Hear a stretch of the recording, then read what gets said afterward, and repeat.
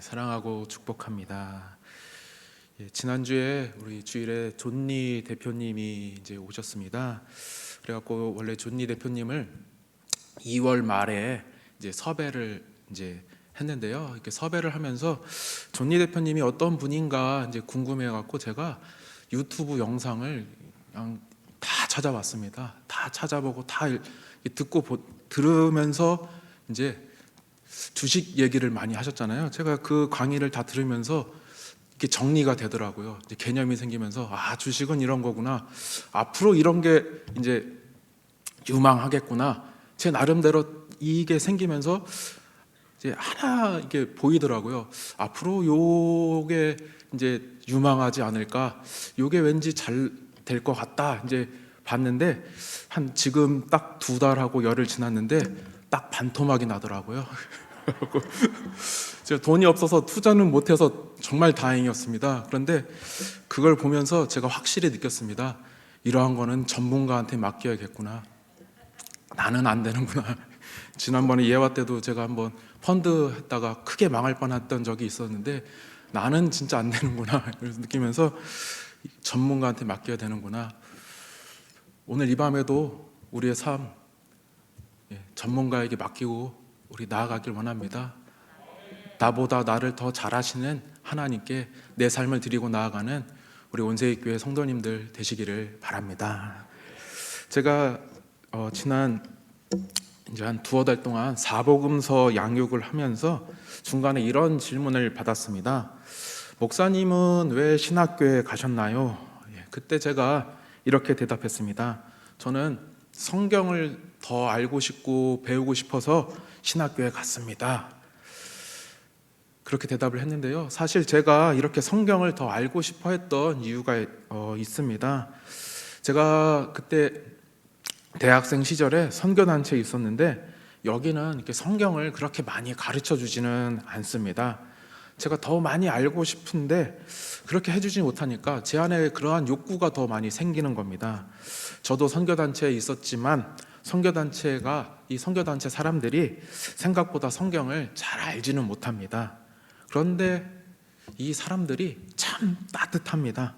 제가 생일에도 무슨 일이 있었는가 하면 동아리방 들어가려고 하는데 문 앞에다가 기현아 생일 축하해라고 이렇게 크게 예쁘게 꾸며서 붙여주고 그 책상에 선물도 수북히 쌓여 있고 비록 1,000원짜리지만 누나들이 축하한다고 라디오 방송에 사연도 보내주고 또 다들 가난한 대학생들인데 제가 단기 선교 간다고 하니까 조금씩 돈도 모아서 주고 잠바도 사주고 운동화도 사주고 그때 제가 사랑을 참 많이 받았습니다. 이렇게 받은 저도 이제 가만히 있을 수 없으니까 다른 사람들 단기 선교 간다 그러면 저도 그 돈이 없으니까 점심밥 먹을 돈을 아껴갖고 금식기도 하면서 그거를 일주일치 모아갖고 헌금도 해주고 밥도 사주고 그랬던 적이 있습니다. 그때가 저는 참 행복했던 것 같습니다. 비록 성경은 많이 모르지만 이런 게 성경에서 말하는 사랑이구나. 이게 천국의 기쁨이 아닐까. 대학생 때 이런 걸 느꼈습니다. 요즘에 생각해보면 그때가 참 그립습니다. 그때와 비교해서 지금의 저는 그때보다 훨씬 성경을 더 많이 안다고 말할 수 있습니다. 또 신앙생활은 어떻게 해야 한다. 이 지식도 머리에 차고도 넘칩니다. 하지만 그때의 그 대학생 때에 비해서 지금이 뭔가 더 행복하다. 이거는 좀 아닌 것 같습니다. 그것은 제가 스스로 생각해 봤을 때 제 안에 삶이 없어서 아닌가. 지식은 많지만 삶이 없으니까 더 힘든 거 아닌가. 이러한 생각이 드는 겁니다. 그래서 신명기 10장 13절을 보면 이렇게 나오는 것 같습니다. 내가 오늘 내 행복을 위하여 내게 명하는 여호와의 명령과 규례를 지킬 것이 아니냐. 지금 이 말씀의 핵심은 이겁니다. 말씀을 지키라는 겁니다. 즉 말씀대로 살라는 겁니다. 말씀을 아는 것이 중요한 것이 아니라 말씀대로 사는 사람이 행복하다는 겁니다. 하나님을 사랑하고 이웃을 사랑하는 사람이 행복하다. 방금 읽은 이 성경의 핵심이 바로 이겁니다. 이것이 바로 천국 백성의 삶입니다. 오늘 우리의 문제는 뭐냐? 말씀을 몰라서 문제가 아니라 말씀대로 살지 못해서 문제입니다. 쉽게 말해서 하나님 사랑하는 만큼 이웃을 사랑하지 못해서 문제입니다. 이웃을 사랑한다, 이것은 다른 게 아닙니다. 내가 조금 더 손해보면 됩니다. 하고 싶은 말 조금 더 참으면 됩니다. 잘못한 거 조금 더 덮어주면 됩니다. 이때 내 안에 행복이 있습니다. 온세계 교회 안에 행복이 있습니다. 그때 온세계 교회가 천국이 될 줄로 믿습니다. 이렇게 내 행복과 우리 교회의 행복을 위해서 우리가 옆에 형제자매들을 더 사랑하길 원합니다. 또한 하나님 말씀 아는 것만 욕심내지 말고, 그것으로만 만족하지 말고, 삶으로 보여주는 것에 욕심내고 그것으로 만족하며 살아가는 저와 우리 온세계 교회 성도님들 되시기를 바랍니다. 이제 오늘 우리가 누가복음 16장 본문을 읽었는데요, 이 본문 한번 같이 살펴보고자 합니다. 이 16장 말씀을 읽을 때에 먼저 우리에게 필요한 것이 바로 누가복음의 흐름이 중요합니다. 그래야 누가복음 16장이 그 안에서 어떤 의미를 갖느냐, 이것을 알 수 있기 때문입니다. 먼저 누가복음은 분명한 주제가 있습니다. 그 주제가 뭔가 하면 예수님이 성전의 주인이다, 예수님이 진정한 선지자이다, 이것이 바로 누가복음의 주제입니다. 그래서 누가복음은 이것을 드러내고자 이 족보도 다릅니다. 마태복음의 족보에서는 예수님 다음에 누가 나오느냐, 바로 솔로몬 왕이 나옵니다. 이것은 마태가 예수님이 이 땅의 진정한 왕이다, 이것을 말하려고 하기 때문입니다. 하지만 누가복음 3장 31절을 보면 족보에서 예수님 다음에 선지자 나단이 나옵니다. 이것은 예수님이 진정한 선지자이자 성전의 주인임을 보여줍니다.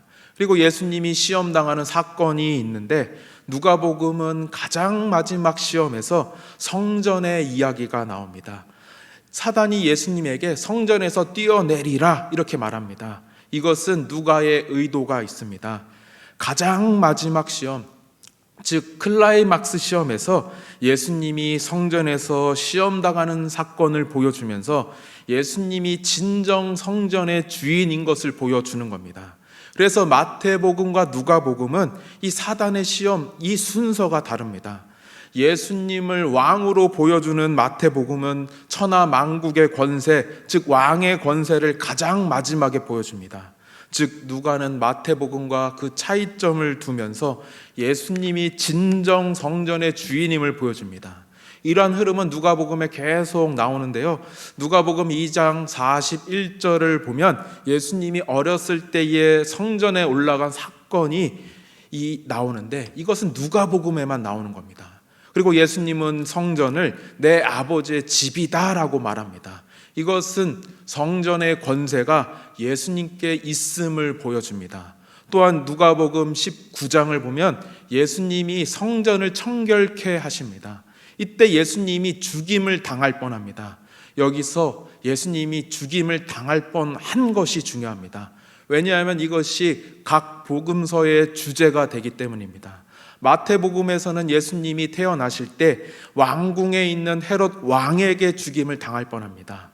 마태복음은 예수님이 왕으로 오셨음을 보여주기 때문입니다. 하지만 누가복음에서는 예수님이 성전을 청결케 하다가 죽을 뻔합니다. 누가복음은 예수님이 성전의 주인으로 오심을 보여주기 때문입니다. 이렇게 누가는 예수님을 성전의 주인으로 보여줍니다. 그렇다면 누가는 왜 예수님을 이렇게 보여주는가? 이것은 이 누가복음을 읽는 대상이 바로 헬라인이들이기 때문입니다. 즉 이들은 이방인인데 이들은 누군가 하면 바로 로마와 그리스 사람들을 말합니다. 이 로마와 그리스 사람들에게 있어서 당시에 가장 존경하는 대상, 가장 선망의 대상이 누군가 하면은 바로 저 높은 산에 있는 신전에 있는 신들이 그들에게 있어서는 가장 선망의 대상이 됩니다. 우리가 잘 아는 것처럼 로마 그리스 신화에 나오는 신들, 즉 제우스, 헤라, 디오니소스 같은 신들이 그들에게 있어서는 최고의 존재입니다. 즉 헬라인들에게 있어서는 누가 최고냐? 바로 신전에 있는 신들이 최고입니다. 일단 누가복음을 잠깐 떠나서 각 복음서가 쓰여진 목적은 이겁니다. 복음서를 읽는 사람들에게 예수님이 최고다, 예수님이 최고의 존재다. 이 예수님을 이렇게 가장 높이 띄워야 합니다. 즉 헬라인들의 눈높이에 맞춰서 이 누가는 예수님이 최고다. 왜 최고냐? 예수님이 바로 성전의 주인이기 때문이다. 이것을 누가는 보여주는 겁니다. 지금으로 말하면 요즘 10대들에게 있어서 최고의 존재는 연예인이나 유튜버입니다. 그래서 요즘에 만약 이 복음서가 10대들을 대상으로 쓰여졌다면 예수님이 BTS의 멤버였다, 예수님이 구독자 10억의 유튜버였다, 이런 식으로 눈높이를 맞춰서 쓰게 되는 겁니다. 즉 누가복음을 읽는 헬라인들에게 있어서 신전의 신들이 최고이니까 예수님이 성전의 주인이다, 이렇게 누가는 말을 하는 겁니다. 이렇게 누가복음은 확실하게 그 주제를 예수님은 성전의 주인이다 라고 말을 하는데, 이것은 결국 무엇을 뜻하는가? 예수님은 율법의 주인이 되시는 겁니다. 성전에서 신앙을 지킬 때에 이 율법이 최고의 권위를 갖기 때문입니다. 하지만 여기서 문제가 생깁니다. 예수님이 이렇게 율법의 주인이다 라고 말을 할 때 이것을 무지하게 싫어하는 사람들이 있습니다. 그것은 바로 바리새인들입니다. 왜냐하면 그들은 자기가 율법의 주인이라고 말합니다. 쉽게 말하면 바리새인들은 율법을 해석할 권리가 오직 자기들에게 있다라고 주장하는 겁니다. 그런데 이들의 주장이 터무니없는 주장은 아닙니다. 나름 납득할 만한 이유가 있습니다. 그 배경이 뭔가 하면 옛날에 이스라엘 사람들은 이러한 생각을 합니다. 하나님께서 모세에게 율법을 주셨는데 이때 두 가지를 주셨다고 말합니다. 하나는 구전의 율법, 즉 입으로 전해져 내려오는 율법입니다. 또 다른 하나는 기록된 율법, 즉 모세에 의해서 기록된 십계명과 같은 율법입니다. 그런데 이때 이 기록된 율법을 해석하는 방법이 중요합니다. 이 기록되지 아니한 율법, 즉 구전의 율법을 가지고 이 기록된 율법을 해석할 수 있다는 겁니다. 요즘에도 일반적으로 이 대법원이 헌법을 해석할 때에 판례집을 가지고 와서 해석합니다. 판례집은 그동안 여러 가지 사건, 사고와 같은 일들에 대해서 어떠한 판결을 내렸는지 그것을 보여주는 책입니다. 즉 판례집은 법을 적용할 때 하나의 가이드가 됩니다. 이 판례집을 통해서 판사들이 헌법을 해석합니다. 이러한 것처럼 구전의 율법을 통해서 기록된 율법을 해석하여 이 율법을 잘 지켰는지 않았는지를 판단하는 겁니다. 당시의 전통으로 보면 이 모세에게 주어진 이 구전의 율법은 여호수아에게 전해주고 여호수아는 또 장로들에게 전해주고 장로들이 또 랍비들에게 전해주고 계속해서 내려와서 이것이 오늘날 장로들의 유전이 된 것입니다. 이것을 오늘날 미시나라고 부릅니다. 그래서 바리새인들이 주장하는 것은 이겁니다. 자기들이 장로들의 유전, 즉 미시나를 전해 받았기 때문에 율법을 해석할 권리는 오직 자기들에게 있다, 이렇게 주장합니다. 이러한 바리새인들의 말을 듣고 예수님이 가만히 있지 않습니다. 예수님도 결코 호락호락하지 않습니다. 그래서 예수님이 바리새인들에게 한 방 날리는 겁니다. 오늘 본문 14절에서 예수님이 이렇게 말씀합니다. 바리새인들은 돈을 좋아하는 자들이라. 지금 예수님이 크게 한 방 날리는 겁니다. 그런데 문제는 이겁니다. 당시에 바리새인들이 돈을 좋아했다라는 기록이 없습니다. 하지만 그럼에도 불구하고 예수님이 이렇게 말씀하신 이유가 있습니다.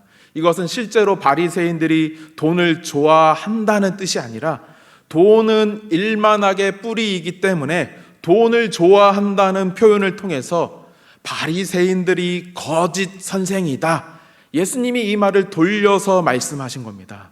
즉 바리새인들에게는 율법을 해석할 권리가 없다, 예수님의 말씀은 이겁니다. 그리고 나서 예수님은 바리새인들을 계속해서 비판합니다. 16절을 보면 이렇게 나옵니다. 율법과 선지자는 요한의 때까지요, 그 후부터는 하나님 나라의 복음이 전파되어 사람마다 그리로 침입하느니라. 지금 이 말씀을 보면 율법과 선지자는 요한의 때까지요 라고 말씀합니다. 여기서 요한은 우리가 잘 아는 세례 요한입니다. 세례 요한은 특징이 있는데 하나의 다리와 같은 사람입니다. 이 요한은 과거에 속하기도 하지만 새로운 시대에도 속합니다. 즉 요한은 구약에 속하기도 하지만 신약에 속하기도 합니다. 즉 요한은 구약과 신약을 구분하는 하나의 구분점이 됩니다. 그렇다면 여기서 말하는 것은 이겁니다. 과거의 시대, 구약의 시대, 율법의 시대에 속한 사람은 바로 요한의 때까지요 라고 말하는 겁니다.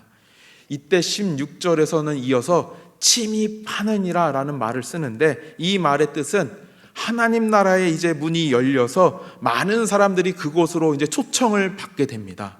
이때 요한의 때까지 사람들은 이 초청을 받지 못하고 하나님 나라에 들어올 수 없는 이 적합하지 않은 사람들이다라고 말을 하는 겁니다.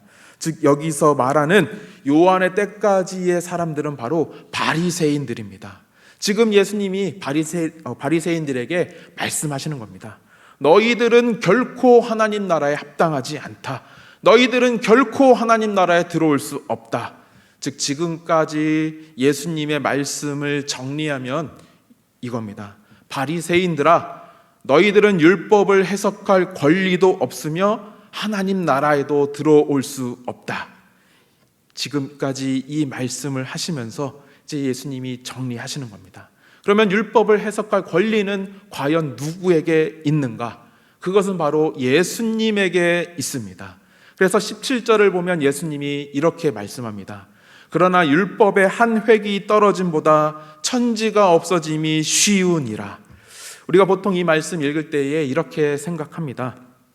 천지는 없어질 수 없으니까 율법도 바뀔 수 없다. 그런데 갑자기 예수님은 왜 이러한 말씀을 하시는 건가?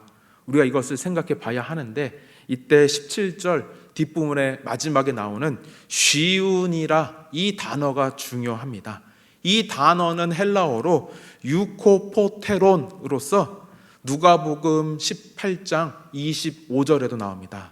낙타가 바늘기로 들어가는 것이 부자가 하나님의 나라에 들어가는 것보다 쉬우니라 하시니, 지금 이 말씀에서도 낙타가 바늘기에 들어가야 부자가 하나님 나라에 들어갈 수 있습니다. 그런데 문제는 낙타는 바늘기에 들어갈 수 없습니다. 그렇다면 부자도 하나님 나라에 들어갈 수 없습니다. 여기서 핵심은 이겁니다. 사람은 결코 이렇게 할 수 없습니다. 하지만 하나님은 하실 수 있습니다. 사람의 힘과 능력으로는 불가능하지만 하나님은 하실 수 있을 때 바로 쉬우니라, 유코포테론을 사용하시는 겁니다. 즉 부자는 하나님 나라에 들어갈 수 없습니다. 하지만 하나님은 하실 수 있습니다. 하나님의 은혜로 하실 수 있습니다. 그래서 누가복음 18장 25절에서 쉬우니라를 사용합니다. 이러한 맥락에서 오늘 본문 누가복음 16장 17절을 봐야 합니다. 사람은 천지를 없어지게 할 수 없습니다. 또 사람은 율법도 변화시킬 수 없습니다. 하지만 하나님은 하실 수 있습니다. 하나님은 천지도 없어지게 하실 수 있고 하나님은 율법도 바꾸실 수 있습니다. 누가복음에서 예수님은 하나님의 아들이시고 안식일의 주인이시고 율법의 주인이시기 때문에, 그래서 사람은 할 수 없어도 예수님은 하실 수 있습니다. 그래서 장로들의 유전을 가지고 율법을 해석할 수 있다고 주장하는 바리새인들을 향해서 예수님이 말씀하십니다. 내가 하나님이다. 내가 율법의 주인이다. 내가 그래서 율법도 바꿀 수 있고 내가 그래서 너희에게 율법도 줄 수 있다. 그래서 과거의 율법과 선지자의 양식을 따라가는 사람들은 하나님 나라에 합당하지 않다. 그들은 바리새인들이며 또한 바리새인들처럼 사는 사람들이다. 하지만 새 시대의 법으로 사는 사람들, 그들은 하나님 나라에 합당하다. 지금 예수님의 말씀은 이겁니다. 이전까지는 우리가 바리새인들의 법, 구약의 법을 따라왔지만 이제 율법의 주인이신 예수님이 그 법을 바꾸셔서 새로운 법을 주시겠다는 겁니다. 그렇다면 예수님이 주시는 새로운 법은 무엇이냐? 그것은 바로 용서, 관용, 사랑입니다. 그 법이 바로 18절에 나옵니다. 무릇 자기 아내를 버리고 다른 데 장가드는 사람은 간음함이요 무릇 버림당한 여자에게 장가드는 자도 간음함이니라. 지금 이 말씀을 보면 예수님이 세례 요한 이야기를 하시다가 갑자기 간음한 사람들을 정죄합니다. 여기에 예수님의 큰 뜻이 담겨 있습니다.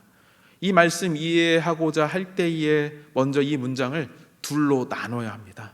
먼저 아내를 버리고 다른 데 장가드는 사람이 있습니다. 그 사람은 바로 헤롯 왕입니다. 또 버림당한 여인이 있습니다. 그 여인은 바로 헤로디아입니다. 그녀는 지금 남편에게 이혼 증서를 받아야 합니다. 그래야 헤롯 왕과 다시 결혼할 수 있기 때문입니다. 즉 헤롯 왕은 지금 이 아내를 버리고 이혼하고 헤로디아와 다시 결혼하려는 겁니다. 지금 분명 헤롯 왕과 헤로디아가 잘못했습니다. 죄를 지었습니다. 그리고 세례 요한이 이들의 죄를, 이 잘못을 지적합니다. 그래서 세례 요한이 감옥에 갇혀서 죽게 됩니다. 여기서 중요한 것은 이겁니다. 세례 요한의 시대와 예수님의 시대는 삶의 잣대가 다릅니다.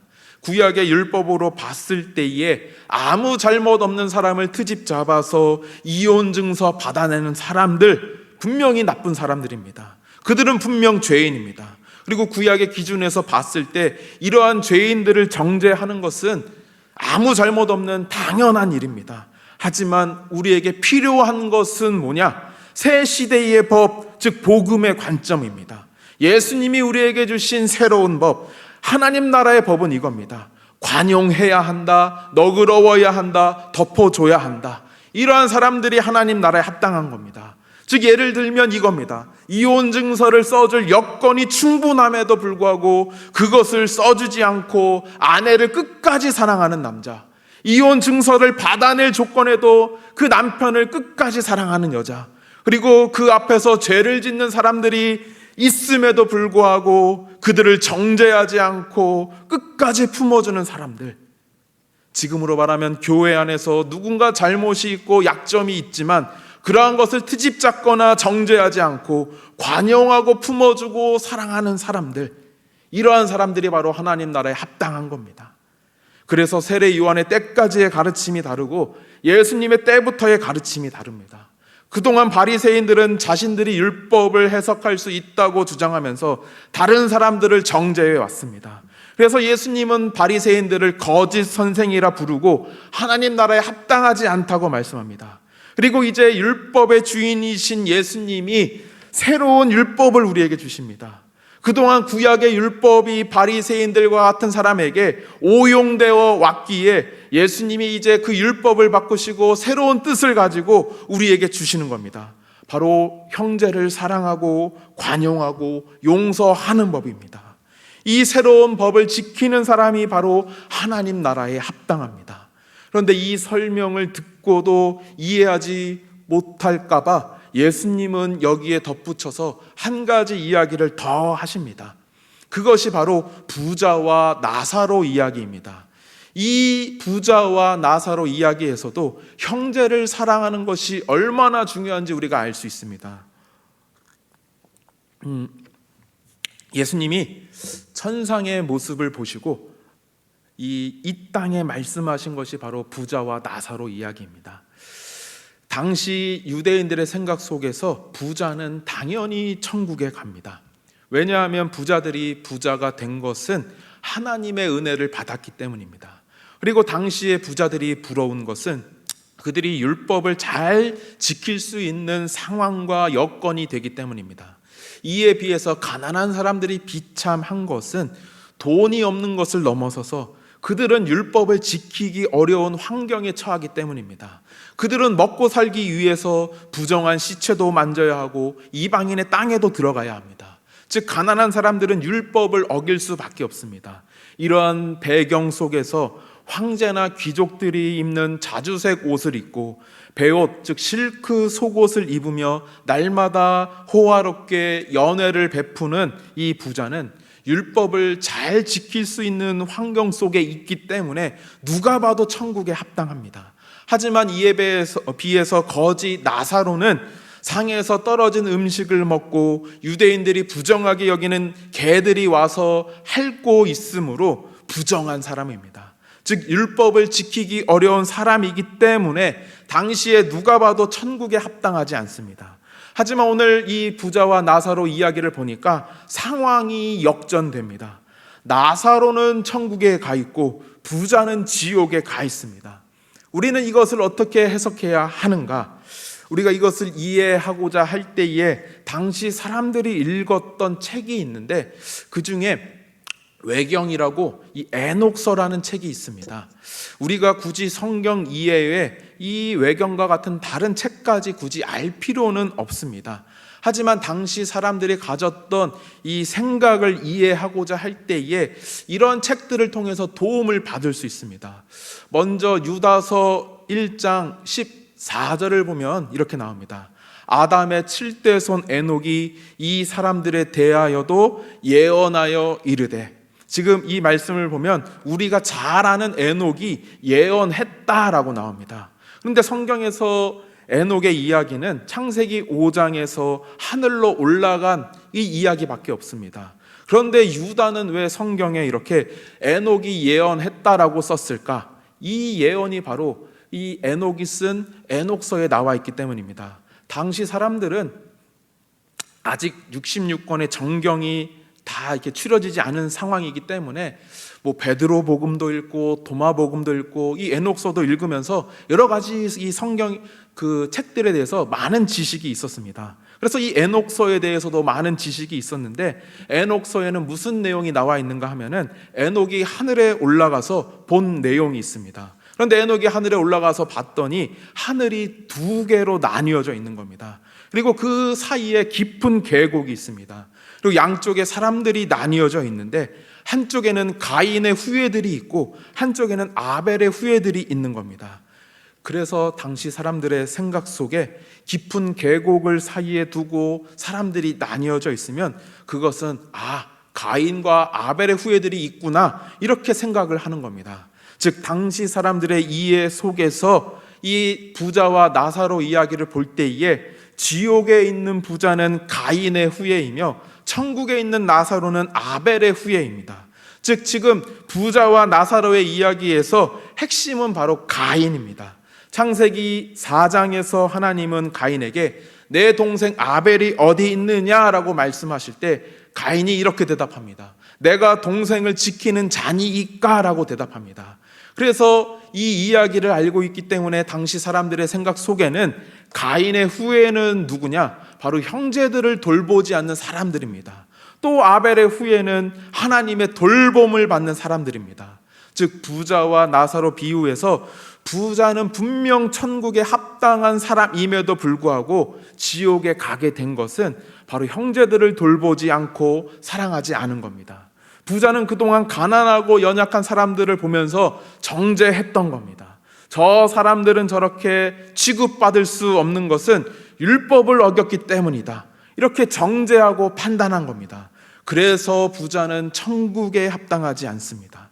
하나님의 율법을 가지고 다른 사람들을 정죄한 사람들, 이 사람들이 바로 가인의 후예입니다. 여기서 예수님이 부자의 이야기, 가인의 후예를 말씀하신 것은 누구 때문이냐?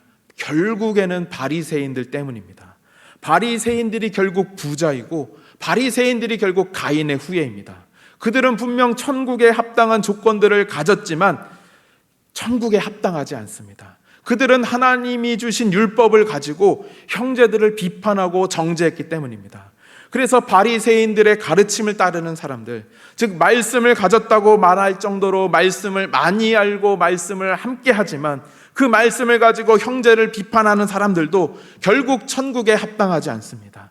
분명 바리새인들에게 율법이 있습니다. 하지만 그들이 의롭지 않습니다. 그들은 율법의 올바른 의미를 모르기 때문입니다. 율법은 결코 형제들을 비판하고 정죄하기 위해서 있지 않습니다. 율법의 올바른 의미는 뭐냐? 바로 예수님입니다. 율법과 선지자는 결국 예수님을 드러내며 이것을 읽는 사람으로 하여금 예수님을 따르게 하는데 그 목적이 있습니다. 결국 예수님의 삶을 따르는 사람들, 즉 변화된 삶을 사는 사람들이 바로 하나님 나라에 합당합니다. 하나님 나라에 합당한 사람들은 옆에 형제들의 허물, 문제를 덮어주는 사람입니다. 모세와 선지자의 가르침을 따라서 예수님처럼 그들을 관용하고 참아주고 인내하고 품어주는 사람, 이 사람이 바로 하나님 나라에 합당합니다. 오늘 우리가 이렇게 천국에 합당한 삶을 살기 원합니다. 우리는 이미 구원받았고 천국 백성입니다. 우리는 천국에 합당한 조건들도 많이 가졌습니다. 우리는 예배도 잘 드리고 교회 일에도 헌신적이며 말씀도 많이 알고 제자 훈련도 많이 했고 예수님에 대해서 누구보다 많이 알고 있습니다. 하지만 이 형식과 지식만 있고 삶이 없으면 우리도 바리새인들처럼 될 수 있습니다. 그 인생 결코 행복하지 않습니다. 지금 우리에게 필요한 것은 하나님 나라의 법입니다. 이 법은 사랑하고 용서하고 덮어주는 겁니다. 예수님이 하나님 나라를 세우시면서 우리에게 하나님 나라의 법도 주셨습니다. 이 법을 따라서 살 때 우리가 천국의 기쁨을 누릴 수 있습니다. 우리가 그때 행복해질 수 있습니다. 성전의 주인이신 예수님, 율법의 주인이신 예수님, 우리에게 새로운 사랑의 법을 주신 예수님, 그 예수님이 우리 온 세계 성전의 주인이 되시길 원합니다. 사랑과 용서, 그 예수님의 법이 우리 온 세계 성전의 법이 되길 원합니다. 오늘 이 시간 하나님 나라의 백성답게 조금 더 손해보고 하고 싶은 말 조금 더 참고 잘못 조금 더 덮어주는 저와 우리 온 세계 교회 성도님들 되시기를 바랍니다. 이제 우리 같이 한번 찬양하겠습니다.